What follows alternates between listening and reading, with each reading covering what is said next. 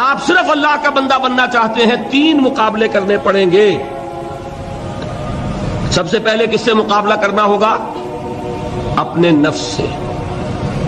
وہ جو کل شعر سنایا تھا کہ مسجد تو بنا دی شب بھر میں ایمان کی حرارت والوں نے، من اپنا پرانا پاپی ہے برسوں میں نمازی بن نہ سکا۔ کوئی شخص رشوت پیش کر رہا ہے، حرام شے ہے، نفس کیا کہتا ہے؟ لے لو، کہتا ہے کہ نہیں؟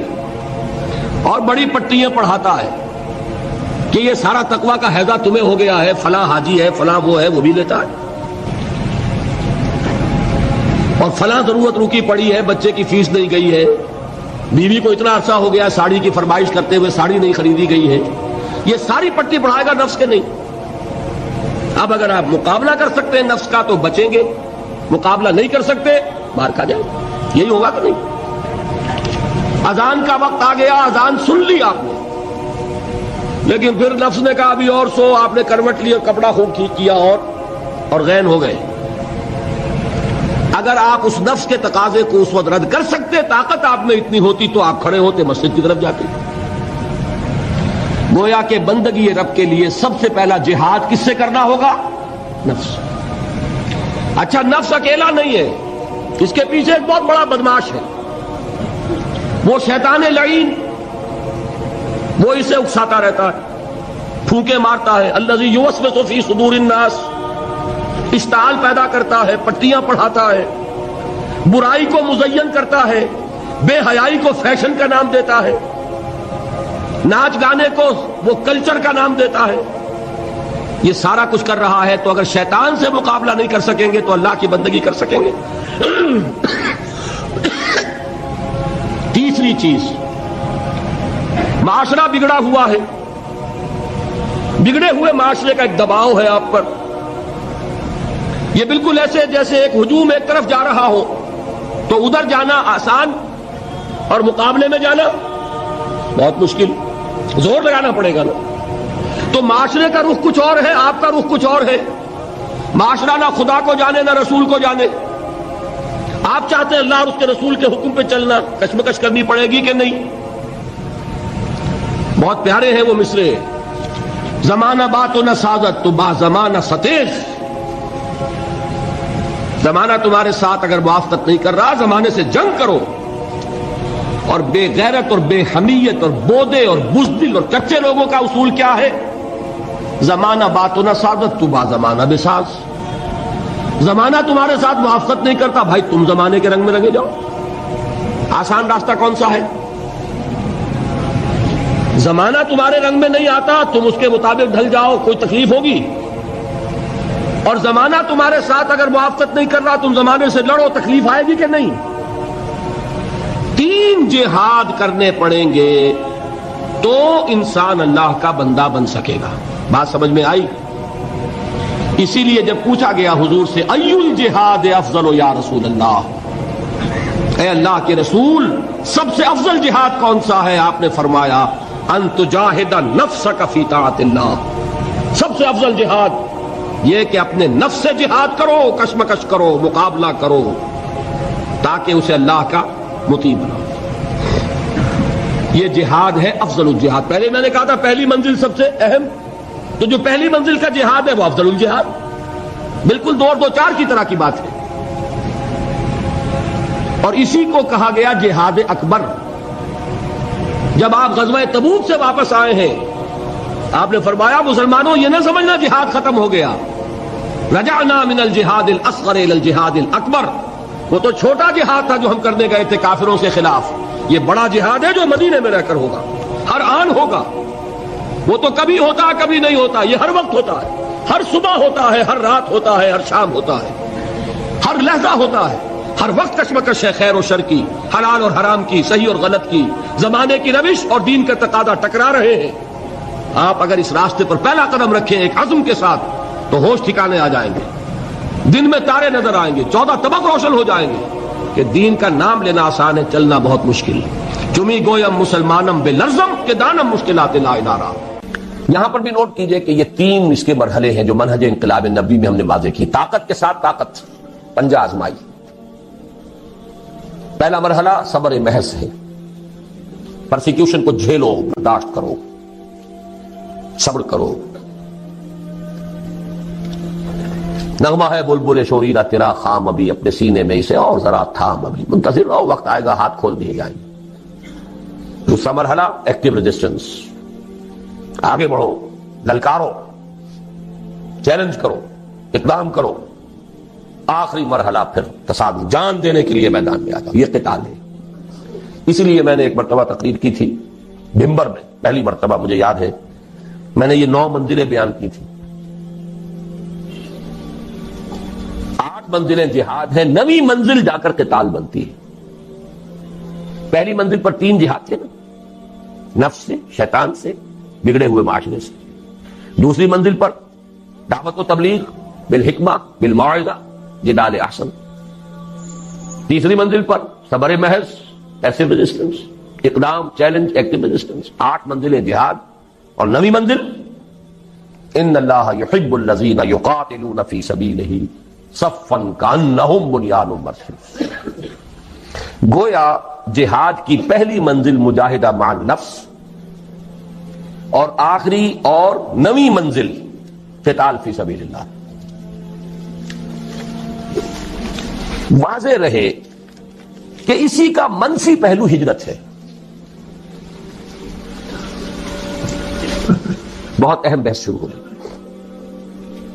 جیسے اسلام کا منفی پہلو اطاعت کا تقوی ہے، حکم مانو، حکم پر عمل کرو، اطاعت.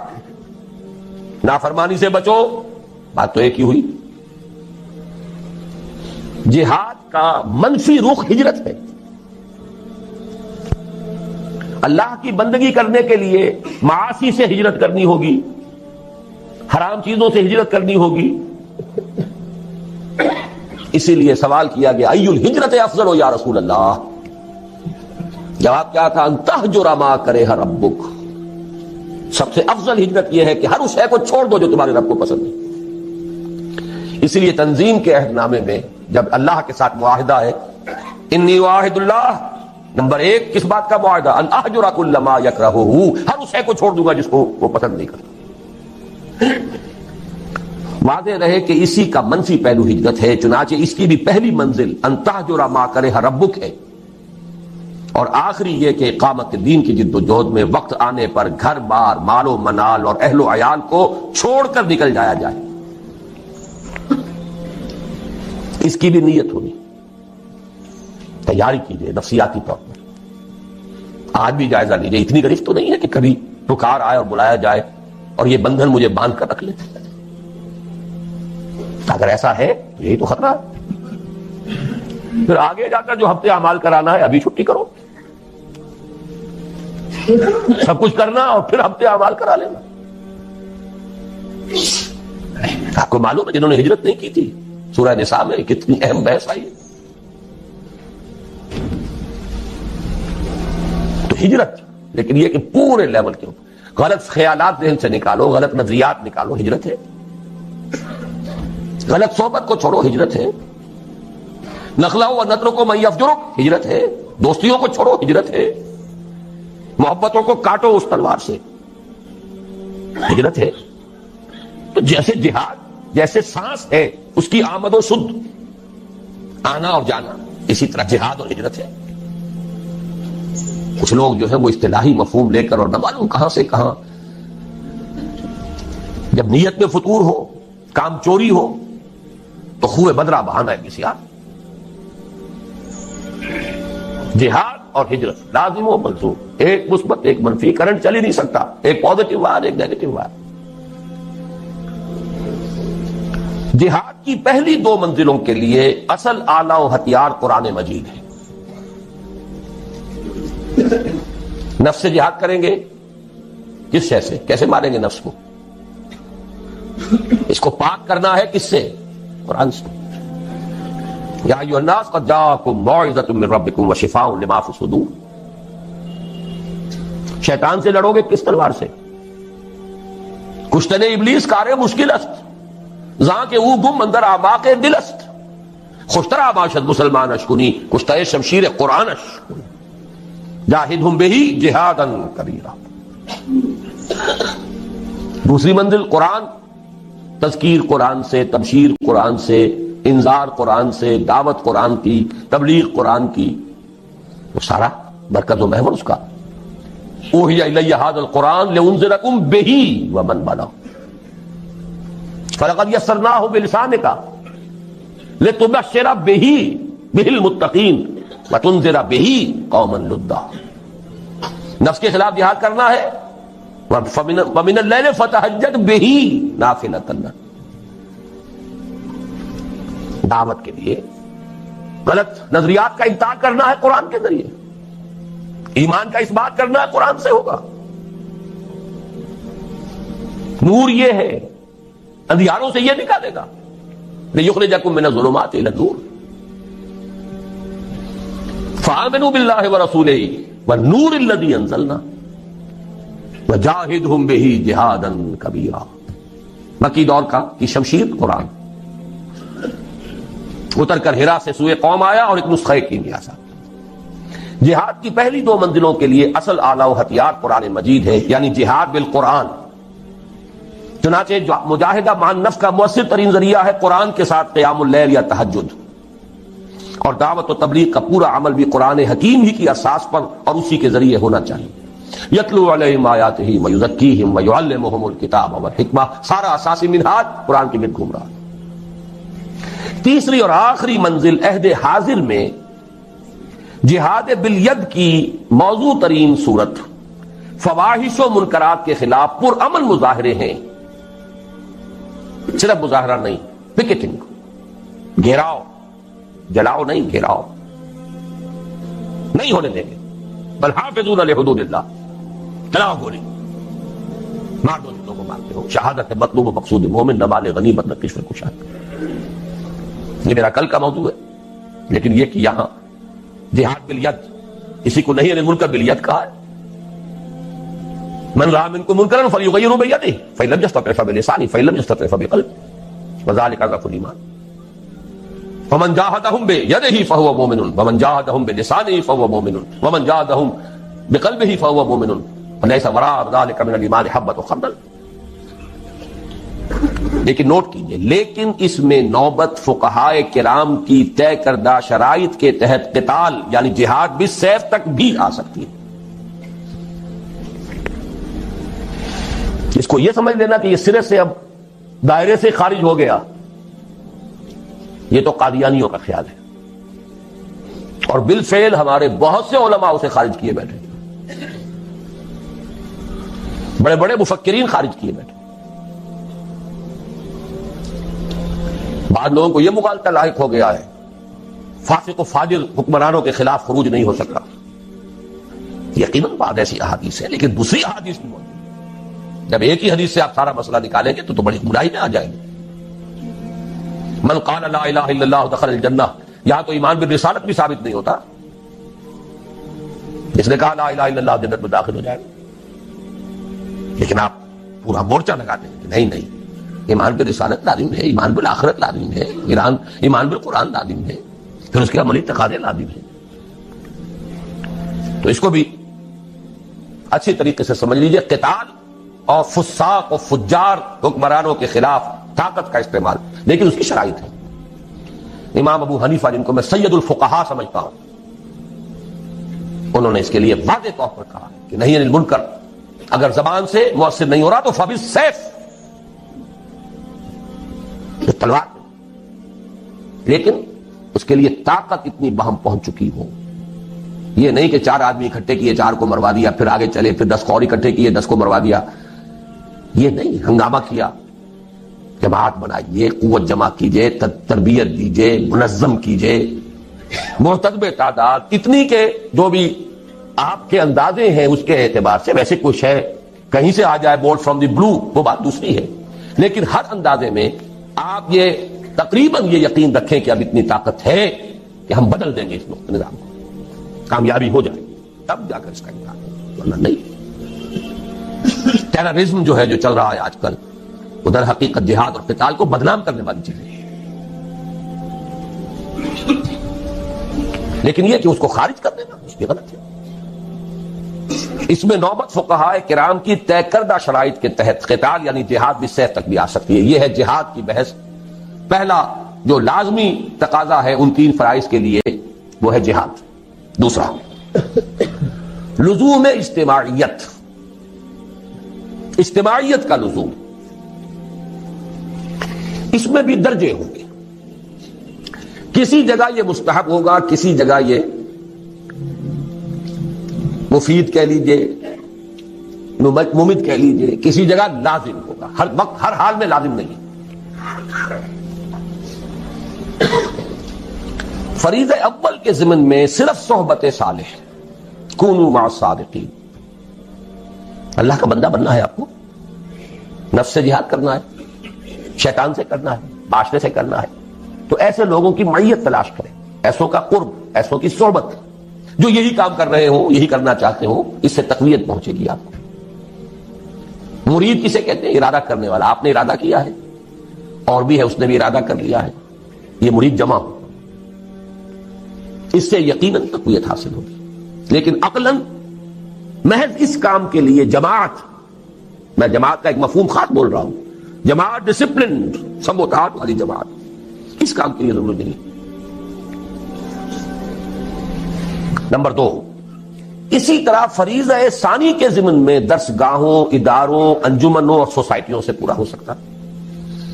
دین کی دعوت و تبلیغ ہے، ڈھیلا ڈھالا نظم ادارہ ہے، اشاعت قرآن کا ادارہ، پبلشنگ ہاؤس ہے، آڈیو ویڈیوز کا کوئی سلسلہ ہے، جرائد ہے، رسائل ہیں، انجمنیں ہیں، دارالعلوم ہے. یہ سب اس کا ذریعہ ہے. یہ جماعتیں نہیں ہیں. اجتماعیت تو ہے.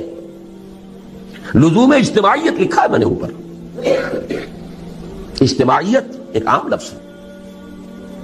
یہ لوز آرگنائزیشن، ایسوسیشنز، انجمنیں، ان میں وہ سموتات، ڈسپلن یہ نہیں.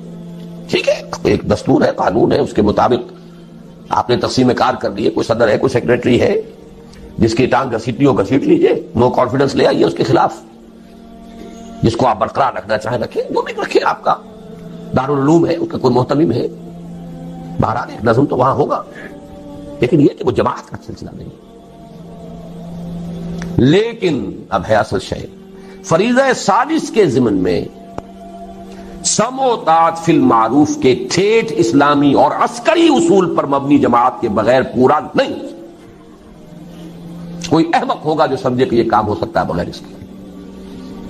ٹھیٹھ اسلامی اور عسکری ملٹری ڈسپلن، وہاں آپ کو یہ اختیار نہیں ہے، حق حاصل نہیں ہے کہ آپ اپنے سپیریئر سے یہ پوچھیں کہ یہ حکم آپ کیوں دے رہے ہیں، مجھے کیا حکمت ہے. There's not to reason why, there's but to do and die. عسکری اور ٹھیٹھ اسلامی سموتات، فاسمعوا واطیعوا. اللہ کی سموتات مطلق، رسول کی سموتات مطلق، اللہ یہ کہ وہ خود کہہ دیں کہ یہ صرف میرا مشورہ ہے، حکم نہیں ہے. جیسے حضرت بریرہ نے پوچھ لیا تھا. حضرت مغیث ایک غلام تھے، حضرت بریرہ ایک کنیز تھی، ان کے ساتھ نکاح تھا. حضرت عائشہ کی کنیز تھی حضرت بریرہ. حضرت عائشہ نے انہیں آزاد کر دیا. اب ان کا سٹیٹس ہو گیا اونچا، وہ غلام کے غلام تھے. یہ ایک خیار حاصل ہوتا ہے، اختیار، چوائس. کنیز پہلے جس کے نکاح میں تھی، کنیز ہونے کی حیثیت سے کسی غلام کے، اب جب وہ حرہ ہو گئی، آزاد ہو گئی، تو شی ہیز این آپشن. وہ چاہے تو اب اس کے نکاح میں رہے، چاہے تو نہ رہے. کفر نہیں رہا نا اب وہ. تو حضرت بریرہ نے کہا میں تو اب اس کے نکاح میں نہیں رہوں گی مغیث کے. انہیں بہت محبت تھی، انہوں نے پہلے خود خوشامد کی، نہیں مانی، پھر سفارش کروائی. سفارش بھی کس کی؟ محمد رسول اللہ صلی اللہ علیہ وسلم کہ حضور اس سے کہیے. حضور نے فرمایا بریرہ کیا حرج ہے اگر تم مغیث کے گھر میں رہو. پورا فوراً سوال کیا، حضور آپ کا حکم ہے یا مشورہ؟ فرمایا نہیں، حکم نہیں ہے، مشورہ ہے، تو میرے لیے قابل قبول نہیں ہے. حکم کو نہیں ڈالا. ما كان لمؤمن ولا مؤمنة اذا قضى الله ورسوله امرا ان يكون لهم الخيرة فيهم. مشورے کو آپ سوچ سکتے ہیں، ٹھیک ہے، چوائس ہے. ایک عورت جانتی ہے کہ بیوی کی حیثیت سے اسے کیا فرائض ادا کرنے ہیں، ذہناً قلباً جس کو وہ قبول نہ کر رہی ہو، اس کے ساتھ وہ حقوق جو ہیں وہ ادا کر سکے گی کہ نہیں کر سکے گی. شی نوز اٹ بیٹر. حکم نہیں دیا، لیکن حکم ہو تو سم و طاعت مطلق، نو ایکسیپشن. آگے چل کر حضور کے بعد اب ہے فی المعروف، صرف ایک اس کے اندر ایکسیپشن ہوگی، اگر اللہ اس کے رسول کے بعض احکام کے خلاف کوئی بات ہے تو نہیں مانیں.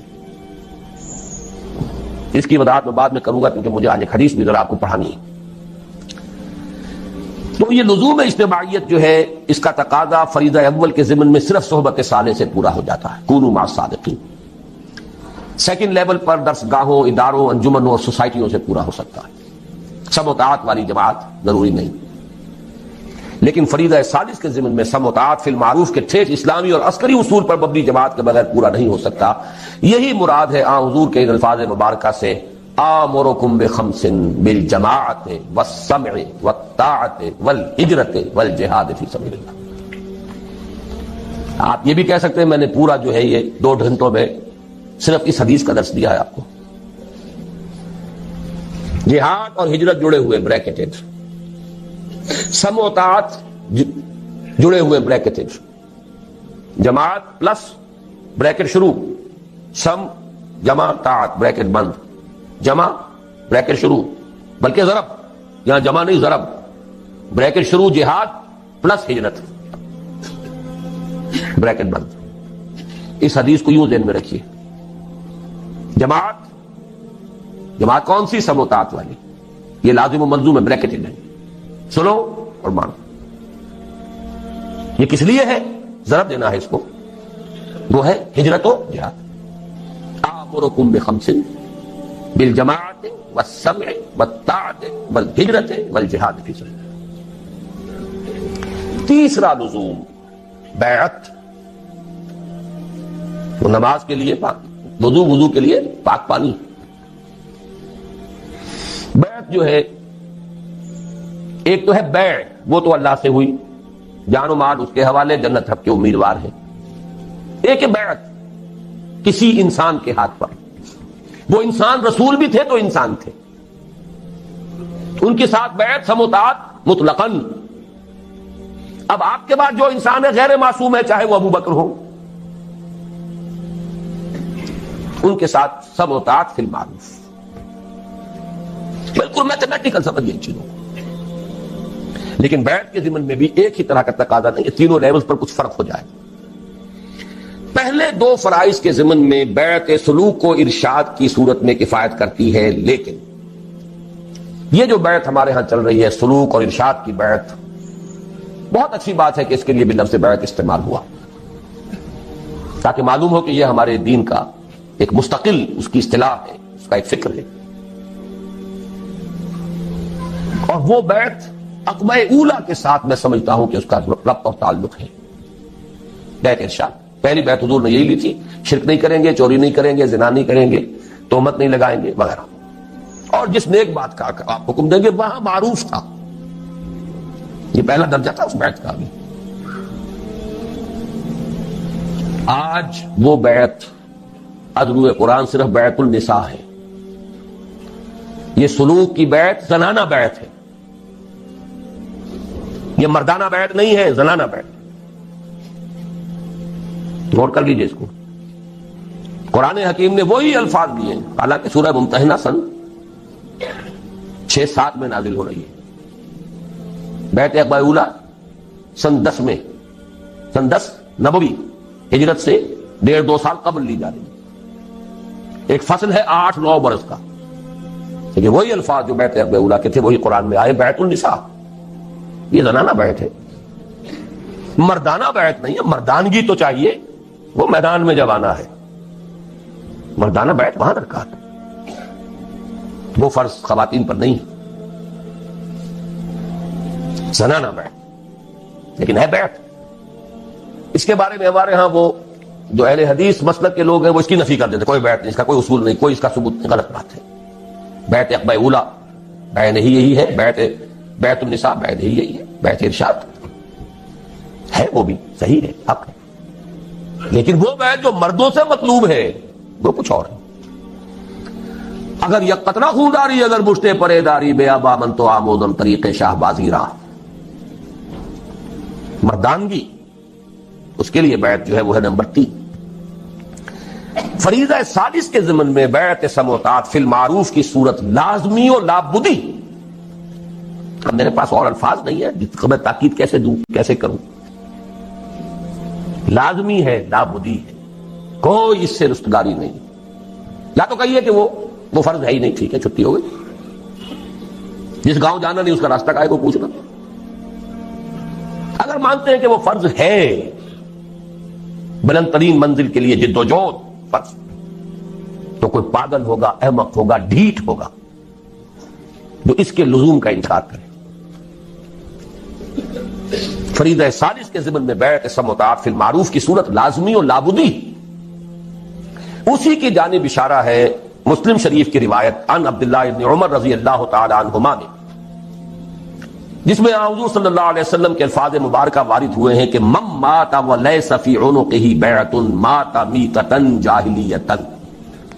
جو شخص مرا اس حال میں کہ اس کی گردن میں بیعت کا قلادہ نہیں تھا, وہ جاہلیت کی موت مرا ہے, ایمان اور اسلام کی موت نہیں مرا ہے. جو لوگ اس بیعت ارشاد کو سمجھ لیتے ہیں کہ یہ تقاضا پورا ہو رہا ہے, وہ اپنے آپ کو دھوکہ دے رہے ہیں. یہ دوسری بیعت کا تذکرہ ہے. اس حدیث کے بارے میں بھی میرے جو الفاظ تھے اوریجنل ان میں میں نے تھوڑا سا اضافہ کیا.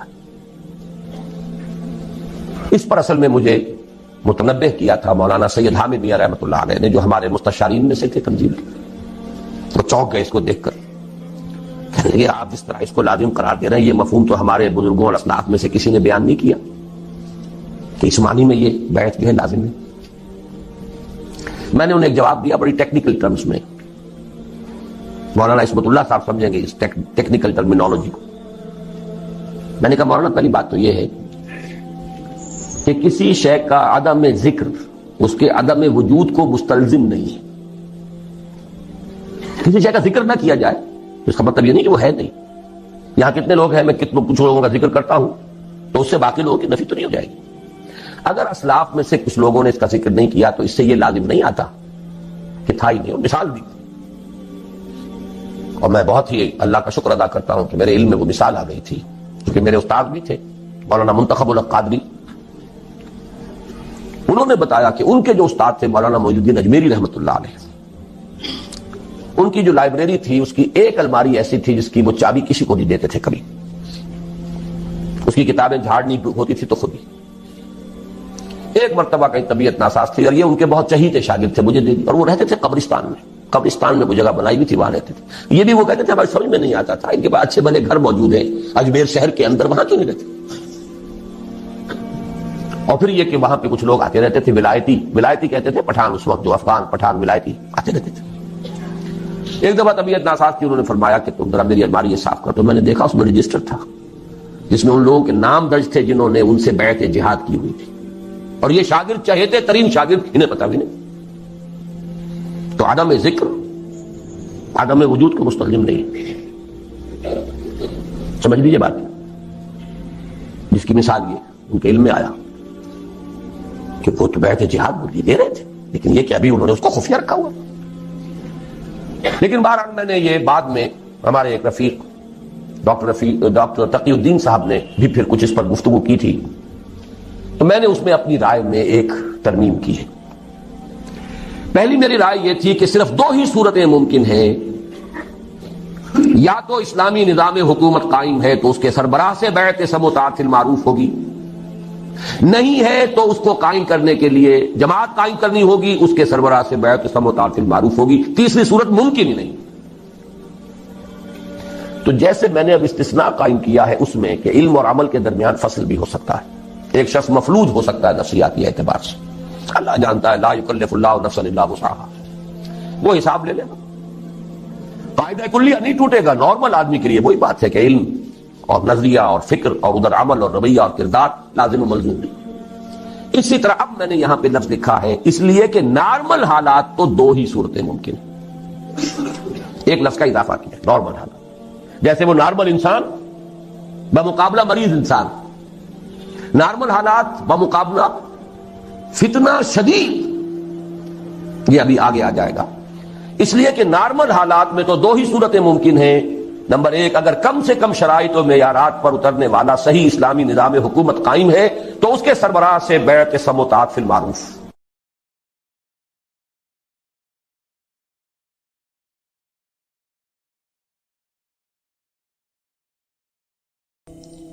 ایک انسان وہ ہے کہ جو بنیادی طور پر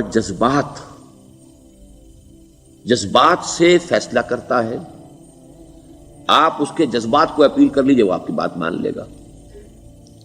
ایک آدمی وہ ہے کہ جو پہلے بات کو سمجھنا چاہتا ہے کہ میری عقل بھی اس بات کو تسلیم کرتی ہے کہ نہیں، بس یہ ڈسٹنکشن ہے۔ جو شخص چاہتا ہے کہ پہلے سمجھوں پھر مانوں، وہ انٹلیکچوئل ہے، چاہے ان پڑھ ہو۔ An absolutely illiterate person can be an intellectual and a PhD can be a جذباتی آدمی۔ پی ایچ ڈی ہونے سے کیا ہوتا ہے؟ ایموشنل ہو سکتا ہوں۔ پی ایچ ڈی تو اس نے کی ہے کیمسٹری میں کی ہے، کسی اور میں کی ہے، بہت دیر تک بیٹھا رہا ہے بیچارہ، اور وہ بہت سے اسٹیٹسٹکس جمع کی ہیں، ڈیٹا فراہم کیا، اس کے اوپر کوئی ایک پیپر لکھ دیا، پی ایچ ڈی ہو گئی۔ ضروری نہیں کہ پی ایچ ڈی کے اندر کامن سینس بھی ہو۔ کامن سینس بہت بڑی ریئر سینس ہوتی ہے۔ It's called common sense but rarely found. اسی طریقے سمجھ لیجئے الٹریٹ شخص بھی، لیکن یہ کہ اگر اس کا مزاج ایسا ہے، اس کی ایک شخصیت ہے کہ وہ پہلے بات کہتا ہے، بلکہ بات پہلے مجھے سمجھاؤ۔ وہ انٹلیکٹ سے یو کین اپروچ ہم تھرو ہز انٹلیکٹ۔ یو میں سے کہ اس کے جذباتی سٹرکچر، اس کا ہارٹ، اس کے اور آپ کے درمیان اس کا انٹلیکٹ حائل ہے۔ You have to go through it. You can't reach his heart except through his intellect. ایک آدمی وہ ہوتا ہے جس کا یہاں کچھ ہے نہیں، کوئی نظریہ نہیں، کوئی خیال نہیں، نہ وہ عقل سے کوئی زیادہ سوچتا ہے، نہ کوئی، آپ نے اس کے اچھی بات کہی، اس کے دل میں اتر گئی۔ از دل خیزت بر دل ریزت۔ خلوص کے ساتھ آپ نے ایک بات کہی، بات اچھی تھی، اس کی فطرت نیک تھی، اس نیک فطرت اس بات جا کے اپیل کر گئی، and he starts going with you۔ میں نے تبلیغی جماعت کا اور ان تحریکوں کا جہاں تقابل کیا ہے کہ تبلیغی جماعت کی جو اپیل ہے ایموشنل ہے، انٹلیکچوئل نہیں ہے۔ وہ ایموشنلی اپروچ کرتے ہیں، اور جو ایموشنل پیپل ہیں وہ فوراً ریسپونڈ کرتے ہیں، پھر انہیں وہاں سے وہ اچک لیتے ہیں، نکلو اب اس ماحول سے، 3 دن کے لیے آؤ، 40 دن کے لیے آؤ، 4 مہینے کے لیے آؤ، جو بھی آؤ، 3 چلے لگاؤ، تاکہ ایک نئے ماحول میں لا کر ان کی جو ہے وہ ایک خاص قسم کی وہ ذہنی اور ان کی ایک مزاج کی ساخت بنا دی جائے۔ تو یہ ان کا طریقہ بہت صحیح ہے، اٹس ویری پرفیکٹ۔ ان کی میتھڈالوجی میں کوئی لوپ ہول نہیں ہے، یہ میں آپ کو بتا دیتا ہوں۔ اس لیے کہ آج اس کے شخص کے دل میں ایک اچھا جذبہ ابھرا ہے، اور وہ کل ہو سکتا ہے نہ رہے۔ یو کیش، ابھی کیش لو، ان سے نقد لو، نکالو بھائی، وقت نکالو، نقد۔ اور ان کا بڑا پیارا جملہ ہے، گھر گئے تو گر گئے۔ بڑا پیارا جملہ، گھر گئے تو گر گئے، یعنی یہی وعدہ تو کر لو نا کہ بھائی ارادے تو کر لو۔ بڑا پیارا انداز ہے یہ، بھائی ارادے تو کر لو۔ وہ ارادہ کر لیا تو آپ ایک وعدے کی وجہ سے بند گئے۔ اب یہ کہ اچھا بھائی چلو نکلو، اب نکل گئے تو پھر تو ان کے قابو میں آئی گئے۔ اب آپ، انہوں نے 24 گھنٹے وہ آپ کو جو ہے اس میں رکھنا ہے کہ وہ آپ اپنی ساری سوچ وہ سب کی سب جو ہے وہ سب جاتی رہے گی۔ تو یہ اپنی جگہ پر it's a very perfect methodology, لیکن اس کی اپیل لمیٹڈ ہے to emotional people, not to intellectuals. ہاں ان میں ہیں پروفیسرز ہیں، یہ ہیں ڈاکٹرز ہیں، لیکن وہ ضروری نہیں کہ انٹلیکچوئل پروفیشنل ہے، ان کا ایک اپنا ایک سمجھ ہے، اس میں کام کرتے ہیں۔ تو یہ جو ایٹیچیوڈ ہے کہ ذہن کے راستے سے اپروچ کرنا، اسی لیے قرآن کی اپیل کیا ہے؟ افلا تعقلون، افلا یعقلون، افلا تذکرون، ساری باتیں عقل سے کہا۔ ابھی میں نے جیسا کہ آپ کو بتایا، قرآن تو یہ کہتا ہے کہ بغیر یا تو عقل سے بات مانی جائے گی، اور یا قرآن کی بات مانی جائے گی، یا رسول کی بات مانی جائے گی۔ العلم علمان ولا تخف ما ليس لك به علم ان السمع والبصر والفؤاد كل اولئك كان عنه مسؤولا۔ کسی ایسی چیز کی پیروی نہ کرو جس کے لیے تمہارے پاس علم نہیں۔ علم دو ہے، یا آپ کو اپنے حواس کے ذریعے سے علم حاصل ہوا ہے، عقل سے حاصل ہوا ہے، اور یا پھر یہ کہ وہی سے حاصل ہے۔ تو یہ ہے اصل میں کسی بھی انقلابی تحریک کے لیے جو پہلا نیوکلیس بنتا ہے وہ انٹلیکچوئلز کا ہوتا ہے۔ پھر یہ کہ وہ چیز جو ہے عام لوگوں کے اندر بھی نیچے اترتی ہے. اس کے بعد جو فائنل سٹیج ہوتی ہے اس میں تو آپ کو عوام کو موٹیویٹ کرنا پڑے گا. اب وہ وہاں انٹلیکچوئل اپیل نہیں چلے گی، وہاں پھر ایموشنل اپیل چلے گی. لیکن وہ کب چلے گی؟ جبکہ ایک مضبوط جماعت ایسی پیدا ہو چکی ہو کہ جو سمجھ کر آئی ہو، علی وجہ البصیرت مان رہی ہو، چل رہی ہو، اپنی دونوں آنکھیں کھول کر چل رہی ہو، پھر ڈسپلنڈ ہو، پھر جو کچھ کہہ رہی ہے وہ کر بھی رہی ہو. ایسی مضبوط جماعت ہوگی تو ایک عوامی جو ہے کوئی تحریک اٹھا کر اسے کنٹرول کر سکتی ہے، اسے ایک ڈائریکشن کے اندر رکھ سکتی ہے. ورنہ عوامی تحریک کو کوئی کر سکتا ہے؟ عوامی تحریک خود بخود بھی دائیں بائیں کسی طرف بڑھ جائے گی. جوش اور جذبات کے اندر تو پھر انسان جو ہے وہ پھر ادھر سے ادھر نکل جاتا ہے، پھر وہ حد اعتدال پر نہیں رہتا. اس کو کنٹرول کرنے کے لیے جیسے ریڑھ کی ہڈی ہے انسان کے جسم میں، وہ جب تک کھڑی ہے میرا پورا پوسچر کھڑا ہے، اگر اس میں سے کوئی ایک من کا بیٹھ گیا تو کوب نکل آئے گی انسان کی. تو وہ ریڑھ کی ہڈی جو ہے وہ جماعت ہے، انقلابی جماعت، جو کہ اسلامی انقلاب میں حزب اللہ جو ہم تنظیم اسلامی کے تحت کوشش کر رہے ہیں بنانے کی. اور یہ کہ اس کے لیے انٹلیکچوئل اپروچ کے لیے یہ سارا معاملہ ہے کہ جو اسلام کی نشأت ثانیہ سے شروع ہوا اور یہ سارا کام جو اب ہو رہا ہے، آپ سے بات ہو رہی ہے، آپ کو سمجھانے کی کوشش ہو رہی ہے کہ دین کو سمجھیے کہ دین ہے کیا، اس کا ہدف کیا ہے، اس کا بیسس کیا ہے، اس میں پرائرٹیز کیا ہیں. یہ ساری چیزیں کہ سمجھ سے آئیں آپ کے اندر، پھر آپ سمجھ کر اس شے کو قبول کریں. یہ ہماری پرائرٹی ہے. ہم آپ کو ایموشنلی موٹیویٹ کر کے حرکت میں نہیں لانا چاہتے. وہ سٹیج آئے گی، جب آئے گی، اگر وہ مضبوط جماعت پہلے تیار ہو جائے تو پھر وہ سٹیج آئے گی، پھر عوام کو موٹیویٹ کریں گے. اور اس وقت میں سمجھتا ہوں کہ اگر کوئی ایسی شکل ہمارے ذریعے سے اللہ نے پیدا کر دی تو مجھے یقین ہے کہ تبلیغی جماعت کے لوگوں کی بہت بڑی تعداد جو ہے کھنچ کر آ جائے گی، جیسے ویکیوم میں کوئی چیز کھنچ جاتی ہے. لیکن جبکہ انہیں معلوم ہو جائے کہ ہاں دین ہے واقعتاً، یہ کوئی اقتدار کی جنگ نہیں ہے، یہ کوئی اور مسئلہ نہیں ہے، کوئی اس میں شک و شبے سے بالا تر بات نہیں ہے، خالص دین کا مسئلہ ہے، اور اس کے اوپر کوئی تحریک شروع ہوئی تو پھر وہ نکل آئیں گے لوگ. حضور کے زمانے میں بھی سمجھ لیجیے، جیسا کہ میں نے کہا الٹریٹ ہونا اور بات ہے، لیکن یہ کہ انٹلیکچوئل جو ہے وہ اسٹرکچر آف پرسنالٹی ہوتا ہے، انٹلیکچوئل یا ایموشنل. یہاں پر ایک جملہ نوٹ کر لیجئے اگر آپ کے علم میں نہ ہو. جبران، خلیل جبران جو ہے یہ ایک عیسائی مصنف تھا عرب لبنان کا، لیکن بہت بڑا ادیب تھا. تو اس کا ایک جملہ ہے، عقل سے روشنی حاصل کرو لیکن جذبے کے تحت حرکت کرو. یعنی عقل سے روشنی حاصل کرو، جانا کدھر ہے، منزل کیا ہے، ہدف کیا ہے، یہ عقل سے طے کرو، یہ جذبات میں طے نہ کرو، یہ تو غلط ہو جائے گا، ڈائریکشن ہی غلط ہو جائے گی. لیکن جب طے کر لیا، عقل سے پہچان لیا، دس از دی آئیڈیل، دس از دی گول، یہ میرا مقصود ہے، اب عقل کو ذرا ایک طرف رکھ دو. اگر عقل کو رکھے رکھا یہ چلنے ہی نہیں دے گی، یہ کہے گی کہ ذرا سوچو تو صحیح، بیوی بچے ہیں، یہ ہے، گھر بار ہے، یہ عقل تو پھر یہ سکھائے گی. عقل کے معنی باندھنے کے ہیں، یہ معلوم ہے آپ، عقل کے معنی باندھنا. اقال جو یہ عرب لوگ اپنے سر کے اوپر یہ لگتے ہیں، اقال، یہ کیا تھا اصل میں؟ یہ عرب بدو جب ہوتا تھا، بدو وہ اپنے سر پر ایک رسی باندھ لیتا تھا کہ جہاں کہیں وہ اونٹ سے اترے گا وہ رسی اپنے سر پر سے کھولے گا اور اونٹ کا گھٹنا اس سے باندھ دے گا. ایک گھٹنا باندھ دیتا تھا تاکہ اب یہ اونٹ دوڑنے کے قابل نہیں رہا، 3 پاؤں سے اچک اچک کر، ادھر سے کوئی کیکر کا درخت ہے کچھ کھا لے گا، کہیں اور چلا جائے گا، دوڑ تو نہیں سکتا. اس رسی کو وہ اقال کہتے تھے. اب جب اس نے پھر چلنا ہے، سفر شروع کرنا ہے، وہ رسی اونٹ کے گھٹنے پر سے کھولی اور اپنے سر پر باندھ لی. یہ اقال تھا جو اب یہ سنہری اقال باندھے پھرتے ہیں بادشاہ لوگ. That is the basis of their اقال. اسی لیے حدیث آتی ہے کہ ایک بدو، ایک عرب باہر سے آئے، اونٹنی کو انہوں نے بغیر باندھے، وہ مسجد نبوی سے باہر حضور نے دیکھا کہ وہ اونٹنی کو انہوں نے باندھا نہیں، اس کا گھٹنا، اور وہ چلے آئے. حضور نے پوچھا کہ تم نے اونٹنی کا گھٹنا کیوں نہیں باندھا؟ انہوں نے عرض کیا کہ میں نے اللہ پر توکل کیا. تو حضور نے فرمایا یہ غلط ہے، اعقلھا ثم توکل، پہلے اس کو باندھ دو پھر توکل کرو.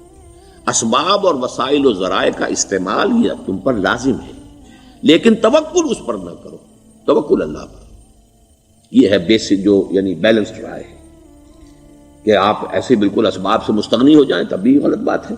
آپ you do what ever you can do, لیکن یہ کہ اس کے بعد یہ نہ سمجھو کہ میرے اس کرنے سے کچھ ہو جائے گا، یہ میرے وسائل اور ذرائع سے کوئی نتائج نکل آئیں گے، نتیجہ اللہ کے ہاتھ میں.